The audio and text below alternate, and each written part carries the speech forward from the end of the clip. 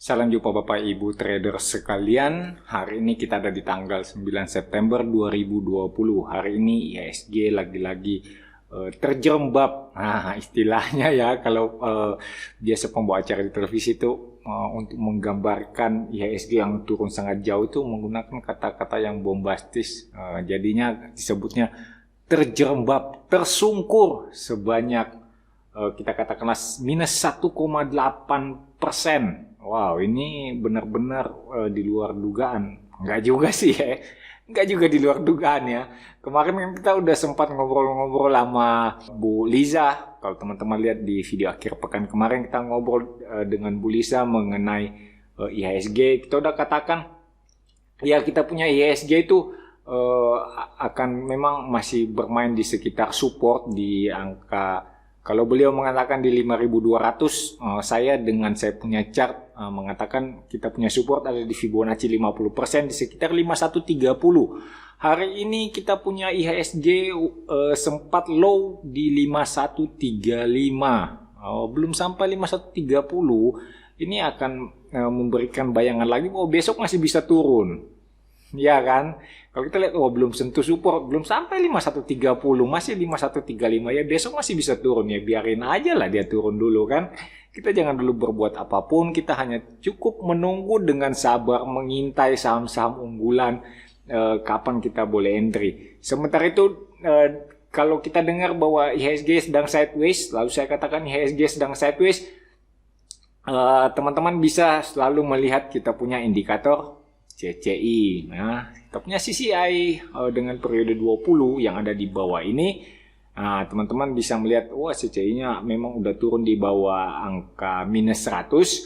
Artinya pada saat IHSG kembali menembus angka minus 100 dari bawah ke atas, itu adalah sinyal beli. Berarti dengan kondisi seperti ini, kita seharusnya udah dalam kondisi yang siap untuk membeli pada saat IHSG kembali naik dan CCI 20-nya ini menembus minus 100 dari bawah ke atas, kita boleh mengambil posisi karena artinya IHSG mendapatkan momentumnya untuk kembali ke atas.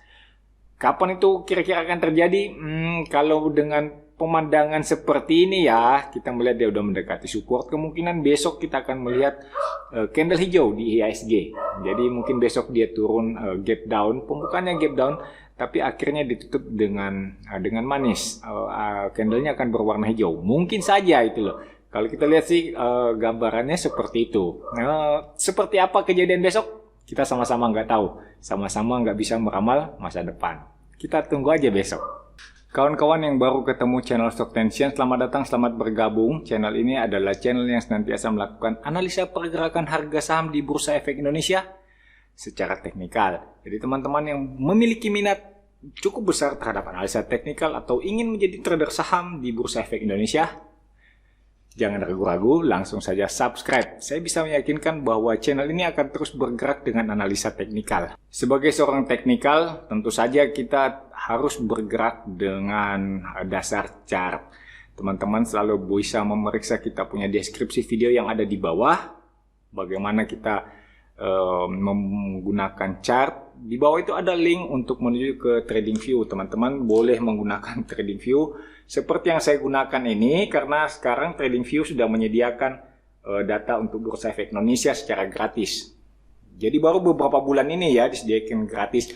Dulunya nggak bisa disediakan, jadi nggak tersedia secara gratis. Sehingga teman-teman yang mendaftar atau berlangganan TradingView dengan planning 0 rupiah dengan skema gratis itu tidak akan bisa mengakses data saham di Bursa Efek Indonesia. Kalau sekarang udah bebas, udah boleh digunakan secara gratis, udah tersedia data saham-saham di Indonesia. Ini menyenangkan ya.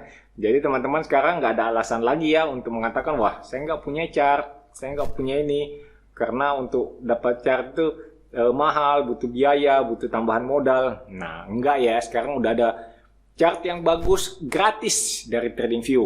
Caranya bagaimana? Silahkan ikuti link yang ada di kolom deskripsi video ini.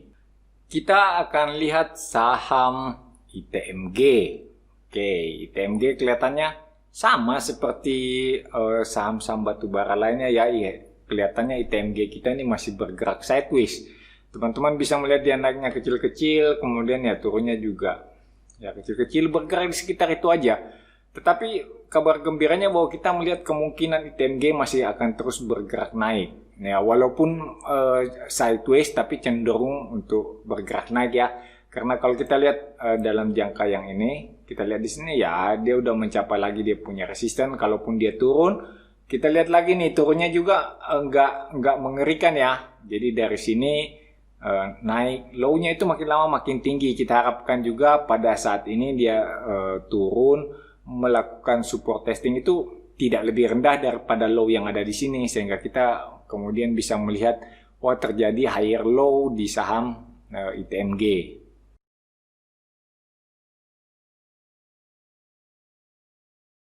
Sekarang kita akan lihat saham Adaro. Oke, teman-teman bisa melihat saya punya chart sekarang ini terbagi dua lagi. Ini adalah masih sama, saya menggunakan trading view, cuman teman-teman bisa melihat di atas ini adalah saham ITMG, Indo Tambang Raya Megah Tbk. Sedangkan di bawah sini adalah chart untuk Adaro, Adaro Energi Tbk. Iya kan? Kelihatan kan ini adalah chart Adaro dan di atas ini adalah chart ITMG. Teman-teman bisa melihat saya udah menyesuaikan, berusaha untuk menyesuaikan dia punya waktu ya. Teman-teman bisa lihat ini Septembernya sama, Agustusnya sama. Jadi kita bisa melihat, membandingkan pergerakan kedua saham ini. Kalau kita lihat ini kayaknya sama dan sebangun ya. Di mana naik, di mana turun, ya segitu-segitu aja. Sama-sama bergerak dalam, ya kita bisa katakan ini sih kayak apa ya? Kayak pinang dibelah pakai kampak gitu ya. Jadi benar-benar kita lihat ya mungkin karena sama-sama bergerak di bidang coal ya, batu bara. Sehingga memang sangat terpengaruh dengan harga batubara di tingkat dunia. Kalau teman-teman mau melihat harga saham seperti ini sama seperti waktu saya menganalisa tadi di ITMG, ya saya kira itu pun yang akan terjadi di Adaro. Adaro akan turun untuk support testing. Kita lihat memang Adaro-nya masih kita katakan sideways, tetapi dengan kecenderungan untuk terus-menerus mengalami peningkatan harga. Jadi kalau teman-teman yang punya stok sabar yang cukup panjang, saya kira kedua saham ini baik Adaro ataupun ITMG bisa menjadi alternatif pilihan. Nah, ingat ya, dengan syarat teman-teman punya stok kesabaran yang cukup tinggi. Belinya di support, jualnya nanti di sekitar resisten. Kalau ditanya yang mana lebih bagus atau yang mana lebih visible, saya menyangka atau saya akan menyarankan teman-teman untuk membeli Adaro dengan harga di sekitar 1.200, di harga sekitar 1.000-an, dan ITMG ada di harga 8 kali lipatnya, ya, 7-8 kali lipatnya. Saya kira membeli Adaro itu dengan jumlah modal yang sama akan mendapatkan jumlah lot yang sama pula. Kalau pergerakannya sama berarti naiknya persen-persenannya juga kemungkinan besar yang dinilai kecil, yang di harga 1.000-an naiknya itu persenannya sih lebih cepat ya, lebih tinggi, lebih besar kalau kita hitung secara persentase, dan itu akan menyenangkan sebagai seorang trader. Pertumbuhan kita punya modal itu selalu dilihat bukan dari berapa rupiah kita dapat untung, tapi berapa persen dari ekuitas yang kita miliki. Begitu toh? Halo Bapak Ibu sekalian, dalam beberapa analisa saya yang terakhir saya selalu mengatakan IHSG sedang dalam fase sideways, dan kalau teman-teman bisa menghubungkan dengan analisa teknikal di mana saya selalu mengatakan dari fase bullish yang akan kembali menjadi bearish harus melalui satu fase sideways. Demikian juga dari satu fase bearish untuk kembali menjadi fase bullish memerlukan satu fase sideways. Dengan demikian kita bisa menyimpulkan kemungkinan kita akan melihat IHSG mencapai all time high lagi sekitar 4-6 tahun berikutnya. Jangan sia-siakan kesempatan ini. Di sini mungkin adalah saat terbaik Anda untuk entry. Ikuti online course bersama Stock Tenesian. Ada 4 pertemuan, masing-masing akan membahas Fibonacci, kita akan membahas bagaimana melihat candlestick pattern, kita akan melihat bagaimana menentukan reversal dengan berbagai pola pada chart, dan tentu saja kita akan mendapatkan pembahasan mengenai indikator teknikal.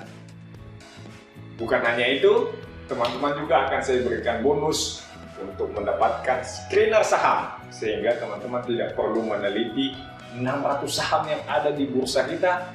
Cukup dengan menggunakan screener sederhana yang keluar hanyalah saham-saham yang memenuhi persyaratan yang kita inginkan. Dari screener itu kita bisa mendapatkan saham-saham dengan potensi naik yang sangat-sangat besar. 4 pertemuan masing-masing 2 jam ditambah dengan 1 screener, saya kira udah cukup untuk teman-teman bisa survive di pasar saham. Belum juga, saya akan tambahkan lagi 1 pertemuan 2 jam untuk membahas cara menggunakan screener sehingga teman-teman tidak perlu bingung, tidak perlu ragu menggunakan screener dan mengaplikasikan pengetahuan yang sudah kita pelajari bersama. Dengan demikian, saya sangat mengharapkan hasil dari workshop kali ini adalah para trader yang tangguh, orang-orang yang siap memasuki pasar saham dengan kepercayaan diri yang cukup tinggi. Langsung saja hubungi nomor yang ada di bawah ini, teman-teman akan mendapatkan informasi bagaimana cara mendaftar, bagaimana cara memperoleh seat yang sangat-sangat terbatas. Sampai jumpa dalam workshop Stock Tenesian. Kita lanjutkan dengan Pegas. Oke, Pegas kita lihat ini hari ini ya, candlenya turun warna merah. Dilihat ke sebelah kiri kayaknya udah mulai memasuki area support kotak kuning. Apakah ini membahagiakan? Kayaknya belum. Besok masih akan merah. Kita lihat aja dari volume transaksinya ini masih cukup tinggi. Saya kira ini masih beresiko untuk kita ambil. Tunggu aja dulu apakah benar bisa bertahan di area kotak kuning atau bahkan kita bisa dapat di harga yang lebih bagus lagi di sekitar kotak hijau. Tentu saja akan lebih menyenangkan kalau kita bisa dapat harga miring di sekitar support. Kemudian kita bisa mengikuti pergerakannya naik walaupun sedang sideways tapi memberikan cuan. Jadi teman-teman yang pengen trading di saham Pegas, nah kalau kita lihat, oke, Pegas sementara mengalami koreksi, kita lihat dia punya indikator CCI juga udah turun di bawah minus 100, kita tinggal tunggu beberapa saat, sampai kemudian CCI-nya naik menembus angka minus 100, naik ke atas nih ya, menembus siapnya garis titik-titik ini, garis yang putus-putus, itu kan minus 100, kalau dia berhasil naik di atas itu adalah sinyal buy untuk Pegas. Kita boleh ikutan untuk mendapatkan keuntungan dalam jangka pendek. Apakah selalu bila CCI naik di atas minus 100, kemudian harga sahamnya juga akan memberikan keuntungan? Enggak selalu, tetapi lebih sering memberikan keuntungan ya, berdasarkan statistik, sehingga kemudian para pengguna indikator CCI itu bisa merumuskan. Jadi kalau CCI naik di atas minus 100 itu lebih sering memberikan keuntungan daripada membawa kerugian. Nah, kita yang hidup di zaman saat ini ya, di zaman now ya tinggal memanfaatkan aja apa yang pernah mereka teliti. Nggak usah lagi kita melakukan penelitian sendiri. Walaupun sekarang mungkin lebih mudah untuk kita melakukan penelitian, melakukan survei secara statistik bisa dipertanggungjawabkan karena kita punya alat-alat, kita punya software, kita punya komputer yang lebih mumpuni kemampuannya.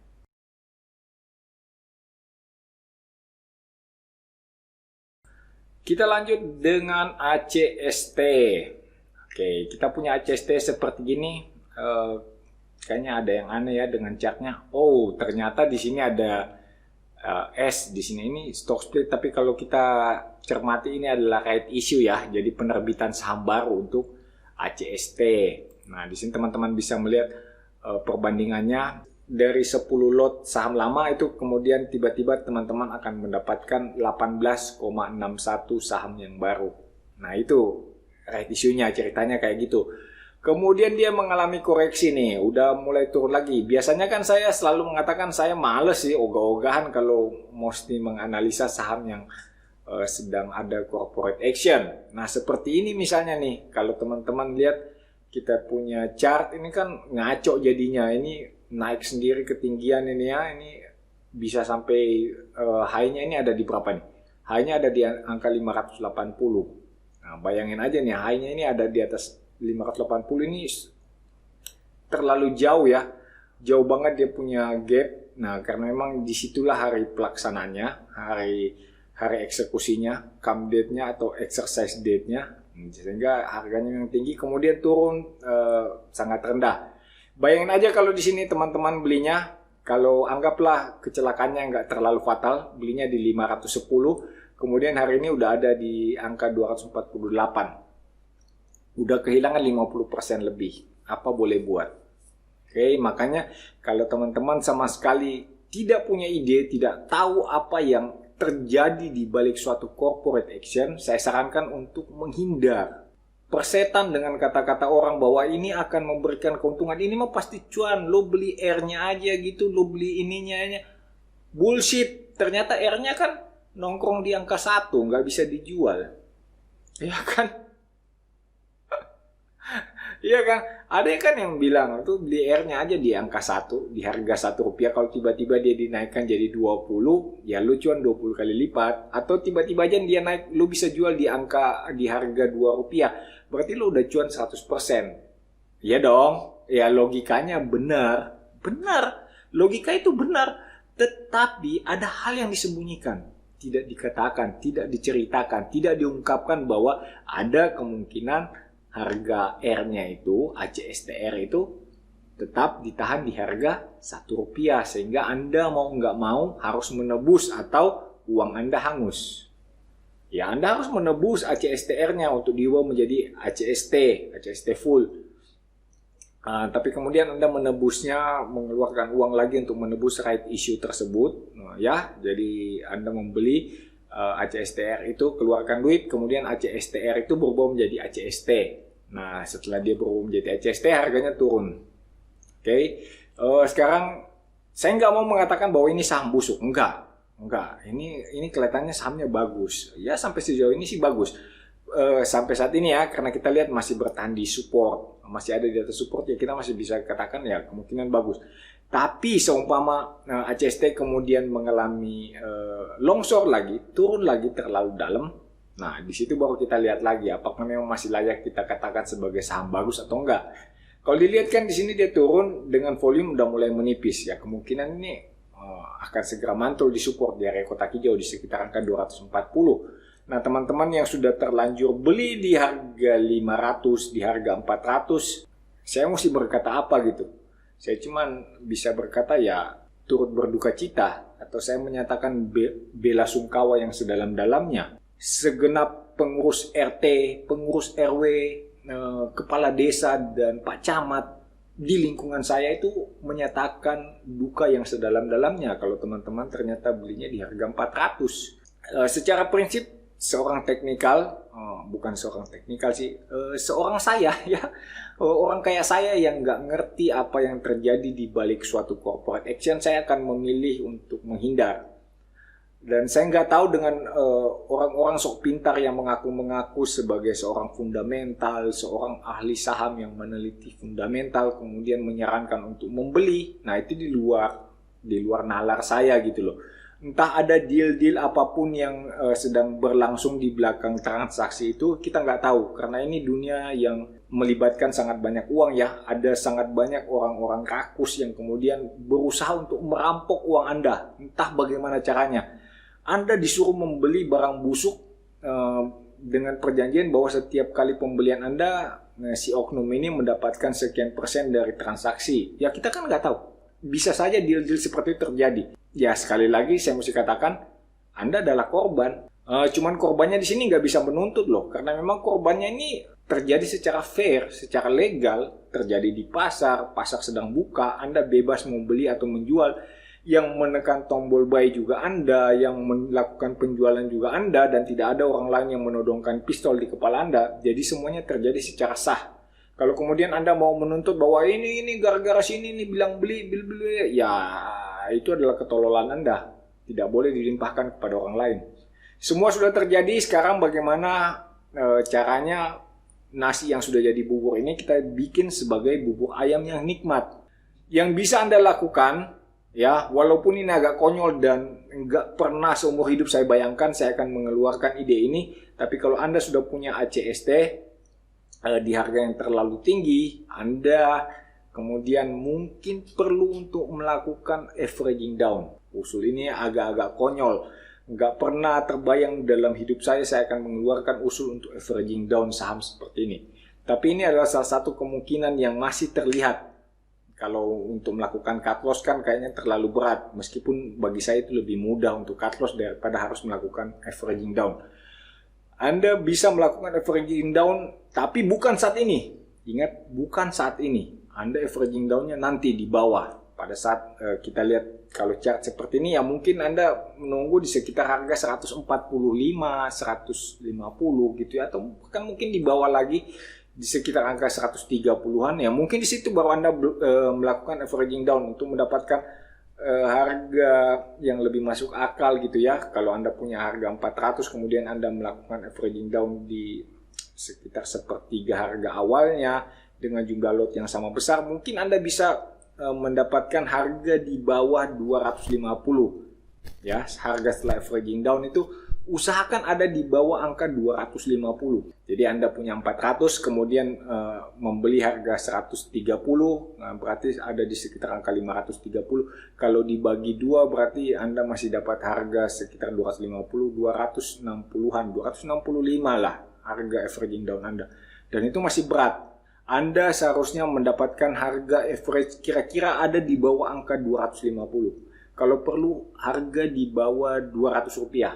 Nah itu baru lebih masuk akal. Cuman seberapa kuat modal Anda untuk bertahan? Kalau modal Anda hanya 300 juta rupiah, kemudian Anda berharap untuk mendapatkan keuntungan 100% dalam 5 tahun, berarti Anda akan mendapatkan 300 juta rupiah dalam 5 tahun. Berarti tiap bulan Anda hanya mendapatkan sekitar 5 juta. Karena tiap tahunnya berarti kan Anda mendapat 60 juta. 60 juta dalam 5 tahun berarti total-totalnya kan 300 juta. Nah kalau 60 juta dalam setahun dibagi 12 bulan berarti hanya Anda dapatkan sekitar 5 juta tiap bulan. Ya, kalau Anda punya modal 300 juta untuk mendapatkan keuntungan 100%, Anda hanya dapat 5 juta per bulan. Itu untuk proyeksi 5 tahun. Jadi kalau Anda berharap dengan data-data fundamental, ya, saya harus tekankan sini. Bila Anda mau bergerak dengan data fundamental, lupakanlah bila duit Anda hanya 300 juta. Ya, mungkin Anda mesti bergerak dengan dana minimal 2M atau mungkin 5M, barulah Anda boleh lebih santai menggunakan data fundamental karena proyeksinya panjang kan. Kalau 5M kemudian Anda mendapatkan keuntungan 100% dalam 5 tahun, berarti tiap tahunnya Anda mendapatkan 1M dan itu udah jauh lebih bagus daripada mendapatkan keuntungan 60 juta setiap tahun. Iya dong, logis kan? Cara hitung sederhana, nggak usah rumit-rumit. Nggak usah keluar-keluar di depan saya. Saya bergeraknya dengan fundamental, saya bergeraknya tapi modal cuman 300 juta. Itu bullshit lah ya. Nah, kalau Anda memang mau bergerak dengan fundamental, ya paling enggak duitnya sekitar 2M atau 5M gitu ya. Baru mari kita bicarakan fundamental.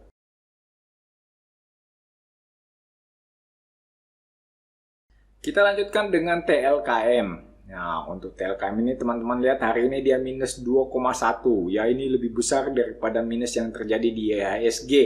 Walaupun kita tahu TLKM ini memang salah satu penggerak utama IHSG. Kita nggak tahu, mungkin aja BBCA itu ya di sekitar berapa kali ya? BBCA kalau kita lihat BBRI kan ada di minus 3. Ini sebelah kanan ini BBRI kan ada di minus 3 ya. Minus 3%. Yang mungkin BBCA-nya itu lebih kecil dari minus 1,8. Mungkin BBCA-nya itu ada di sekitar minus 1,5 kali ya. Sehingga bisa mengimbangi teman-teman yang lainnya supaya menjaga IHSG sehingga tidak longsor terlalu dalam. Nah, dengan demikian kita punya TLKM udah terlihat turun. Teman-teman boleh mempersiapkan duit lebih banyak lagi. Kita akan ketemu dengan support yang ada di area kotak hijau ini sekitar 2.600. Oke? Dengan pandangan seperti ini kita udah siap. Karena TLKM memang akan turun. Dan ini ya kita nggak bisa cegah, tapi kita bisa manfaatkan kondisi seperti ini. Kita tunggu di support. Kita tahu toh nanti di 2.600 ada kemungkinan untuk mantul. Kita bisa dapat cuan. Ini semuanya di luar saya punya analisa ya, karena dalam beberapa tahun sebelumnya memang ini sempat saya perdebatkan. Berarti TLKM itu masih ada di sini kali ya. Nah, masih ada di sini. Kita udah lihat ini di sini. Ini adalah head, ini adalah left shoulder, ini adalah kita punya kemungkinan right shoulder. Waktu itu belum terbentuk. Waktu itu masih ada di sekitar sini. Kita udah bilang-bilang ini kemungkinan terbentuk head and shoulder. begitu terbentuk head and shoulder terkonfirmasi di sini, teman-teman bisa lihat ini terkonfirmasi kalau kita punya level neckline-nya ada di sini. Neckline-nya di sini konfirmasi pada saat ternyata TLKM tidak bisa naik lebih tinggi, ya terkonfirmasi kita punya head and shoulder, berarti TLKM memang dalam perjalanan turun. Itu adalah suatu analisa yang sudah lama kita lakukan, sempat jadi bahan pertengkaran waktu itu, tapi ya nggak apa-apalah, itu kan udah lama berlalu. Toh orangnya juga udah masih hidup, dan ya gambar-gambar saya itu yang dibagikan mengenai head and shoulder di TLKM juga udah entah kemana. Tapi mestinya sih jejak digitalnya itu masih ada. Kalau ada yang mau ngoprek-ngoprek gambaran saham TLKM di 2 atau 3 tahun yang lalu, saya udah analisa, ya mungkin masih bisa ketemu. Karena ini kan jejak digital ya, pasti ada. Saya selalu posting analisa saya mengenai TLKM. Tinggal teman-teman aja masih rela mencari atau enggak. Kalau saya sih, saya udah bohwat lah, udahlah. Kita udah tinggalkan itu semua kan. Kita tinggal menikmati aja apa yang sudah kita analisa. Kita udah nikmati, kita bisa menduga di mana dia akan mantul, di mana dia akan turun. Semuanya kelihatan dengan menggunakan Fibonacci. Nah, sekarang teman-teman aja yang mau menikmatinya. Apakah masih meragukan dengan analisa teknikal? Masih mau meragukan metode analisa teknikal, mau meragukan penggunaan Fibonacci, dan masih menganggap analisa teknikal itu sebagai suatu ahli nujum? Ya, ini kan udah terbukti bahwa kita udah jauh-jauh hari mengatakan TLKM sedang reversal. Kalau sekarang ini udah kejadian seperti ini, ya bahkan anak gue juga bisa ngomong TLKM-nya lagi downtrend. Gitu loh. Analisa itu kan harusnya dilakukan sebelum kejadian. Jadi sebelum kejadian kita udah melihat fenomena-fenomena apa yang sedang terjadi, fenomenanya seperti apa, indikatornya seperti apa, kita punya checklist mengatakan seperti apa, dan kita mengeluarkan, kita punya analisa. Oke, saham ini akan mengalami reversal. Seperti itu kan kita melakukan analisa. Bukan sudah kejadian, baru kita menggunakan cocok logi. Oh iya, memang sedang downtrend, terjadi lower low, terjadi lower high gitu ya. Ya kalau kayak gitu kan, seperti yang saya sudah katakan, bukan hanya anak gue yang bisa, nenek gue juga bisa gitu. Iya kan? Nah, kalau udah kejadian kayak gini, saran saya apa? Tinggalin lah TLKM, jangan lagi bertahan. Tunggu aja dia di support kotak hijau sini sekitar 2.600, baru kita beli. Itulah gunanya kita mengetahui analisa teknikal. Dengan chart kita bisa melihat kemungkinannya, kita bisa melakukan pembelian di saat yang bagus, melakukan penjualan di saat yang tepat. Teman-teman yang pengen mempelajari mengenai analisa teknikal, kayaknya sebentar lagi akan tutup. Kita punya pendaftaran, waktu registrasinya semakin sempit. Kita punya kelas online untuk analisa teknikal, online course bareng Stock Technician. Silakan teman-teman bisa lihat flyernya, hubungi nomor yang tertera. Langsung sekarang juga sebelum terlambat, karena minggu depan kita udah mulai kelasnya. Sekarang grup Telegramnya sudah terbentuk. Sudah ada teman-teman yang di dalam, sudah mulai kelihatannya mulai hangat, mulai rajin berdiskusi di grup, walaupun kelasnya belum dimulai. Ya, kita akan mulai minggu depan. Kalau teman-teman pengen ikut, jangan sampai ketinggalan ya kelasnya. Minggu depan kita mulai.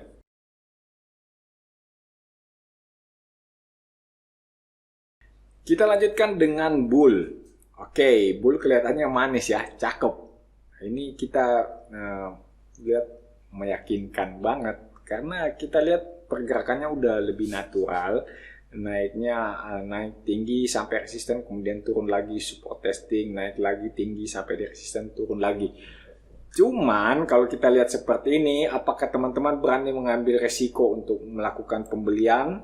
Nah, itu kan bergantung lagi pada pengalaman ataupun pada profil resiko masing-masing. Kalau melihat sih nilai transaksinya ini ya, valuasi transaksi yang terjadi tiap hari, volume transaksinya yang ada di bawah sini, kelihatannya memang kita punya bull ini naik dengan normal. Ya, selagi masih naik-naik seperti ini masih beranilah. Bolehlah untuk didapatkan keuntungan, ya, keuntungan singkat lah ini gampang kok kelihatannya, memang lagi naik-naik aja. Teman-teman bisa menunggu, besok mungkin candle merah lagi. Ya kan? Selama dia masih bertahan di atas area kotak kuning, teman-teman bisa beli. Pokoknya lihat aja, candle hijau pertama kita beli. Nah, kemudian kita akan ikut naik untuk sampai ke resisten berikutnya. Lalu kemudian kita jual, dia mengalami koreksi lagi, kita kembali melakukan pembelian dekat support. Seperti itu aja. Kalau kita lihat katanya bull ini lagi ada di all time high ya. Nah, itu kita masih cek dulu. Kalau dengar rumor kan gitu, bull itu lagi ada di all time high. Nah, kalau kita lihat udah seperti ini, nah dengan mudahnya kita mengatakan all time high gundulmu. Di sini kan dia sempat harga di 800-an. Ya kan? Jadi bukan di all time high nih. Mungkin chartnya mereka kurang panjang. Ya kan? Mainnya kurang jauh. Jadi ngelihat chartnya itu cuma sampai di sekitar sini kali ya, cuma sampai di sekitar 2015. Dia nggak lihat di tahun-tahun 2011 gitu, harganya masih ada di harga 700-an, 800-an. Nah, inilah keterbatasan kalau teman-teman pakai chart yang terlalu pendek. Misalnya chart Nexus itu kan hanya 3 tahun. Sehingga teman-teman hanya akan melihat dari tahun 2020 berarti sampai tahun 2018. Hanya ini yang kelihatan di chart Nexus. Tapi kalau teman-teman punya data yang lebih panjang, langsung kelihatan dong di tahun 2011 ternyata dia sempat di harga 800-an. Jadi bisa lebih lengkap datanya. Itulah keunggulan kalau punya data yang lebih panjang. Karena kita mainnya statistik ya. Kalau ini kan berdasarkan data masa lampau. Kita bisa lihat semuanya. Kita cross check di masa lampau. Dengan penampilan seperti ini saya kira bull bisa memberikan keuntungan. Cuman perlu kita waspadai aja karena bantingannya kadang-kadang nggak terduga. Tapi kalau lihat modelnya seperti ini sih mestinya gampang dapat cuan.